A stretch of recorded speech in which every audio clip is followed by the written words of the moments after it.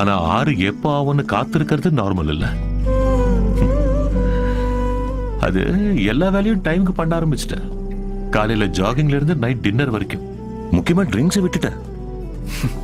நல்லதான், மறுபடியும் ஆரம்பிச்சிடாத. ஆனா எனக்கு என்ன தோணுதுன்னா, அன்விதாவை மறக்க முடியாம அந்த பொண்ணோட ஞாபகமா தான் இதெல்லாம் பண்ணிட்டு இருக்கியோன்னு தோணுது. அது அக்ரிமெண்ட் படி எனக்கு அவளை காண்டாக்ட் பண்ண ரைட்ஸ் இல்லப்பா. என்ன பண்ண சொல்றீங்க? அந்த பொண்ணுக்கு எந்த மாதிரி ஒருத்தனை பிடிக்குமோ அந்த மாதிரி ஒருத்தனையே தன் குழந்தைக்கு அப்பாவா தேடி தேடி கண்டுபிடிச்சிருக்கான்னா, இன்டைரக்டா அவளுக்கு உன் மேல அவ்வளவு இஷ்டம்னு அர்த்தம். பட் அந்த பொண்ணுக்கு இந்த லவ் மேரேஜ்ல எல்லாம் நம்பிக்கையே இல்லையா? அவளுக்கு லவ் மேல நம்பிக்கை இல்லைன்னா தாயாகணும்னு நினைச்சிருக்க மாட்டாடா.